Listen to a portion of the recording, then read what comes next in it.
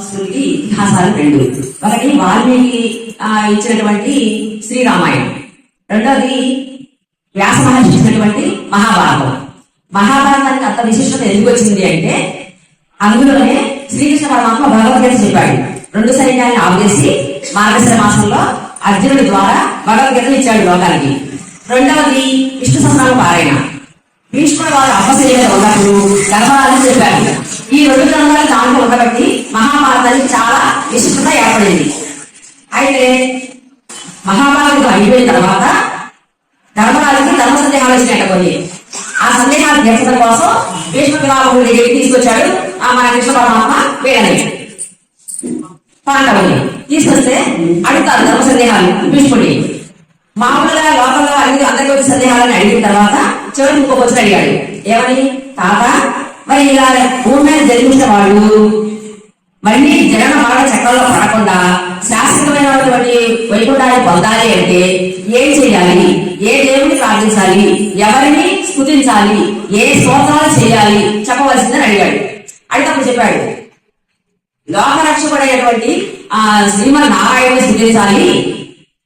ఆయన స్థితిస్తే 1000 నామాలతో ఆయన స్థితిస్తే మనం చేసిన పాపాలన్నీ పోయి మనకు శాశ్వతమైనటువంటి ఈ జనన మరణ చక్రంలో పడకుండా శాశ్వతమైన లోకాలు వస్తాయి అని చెప్పని ఈ 1000 నామాలు విష్ణు సహస్రనామాలు 1000 కూడా వీళ్ళని చెప్పాడు.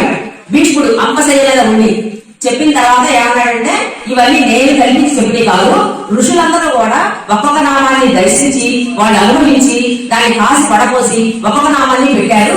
అవే నేను మీకు చెప్పాను, నేను సొంతంగా చెప్పలేదు అని చెప్తూ ఉంటే శ్రీకృష్ణ పరమాత్మ చేతులు పట్టుకొని అవును అవును అని చెప్పారు. అందుకని విష్ణు సహస్రనామానికి అంత ప్రాధాన్యత ఉన్నది. ఎవరైనా సరే ఈ విడి నామాలు గాని స్తోత్రం గాని చదివితే వాళ్ళకి పాపాలన్నీ పోయి శాస్త్ర లోకాలు కలుగుతాయి, ఈ జనన మరణ చక్రంలో పడకుండా. అయితే ఈ విష్ణు సహస్రనామాలు 1000 నామాలు. ఈ 1000 నామాలని 107 శ్లోకాలుగా విభజించారు. శైల చక్ర అది దాంతో కలిపి 108 అవుతాయి. 108 నామాలు శ్లోకాలు, 108 శ్లోకాలు. ఈ 108 శ్లోకాలు కూడా మన 27 నక్షత్రాలు ఉన్నాయి. మనకి 27 నక్షత్రాలు.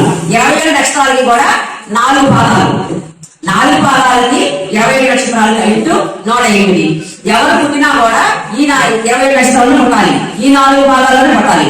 ప్రతి వాళ్ళు కూడా ఈ విష్ణు సహస్రనామ పారాయణ చదవడం వల్ల ఏం జరుగుతుందంటే వాళ్ళకి అవన్నీ తొలిగిపోతాయి. ఏ నక్షత్రాలు ఉన్నా ఏ పాదాలు ఉన్నా విష్ణు సహస్రనామ పారాయణ చదివితే వాళ్ళు గ్రహ దోషాలన్నీ పోతాయి అన్నమాట. విడినామాలని చదవచ్చు.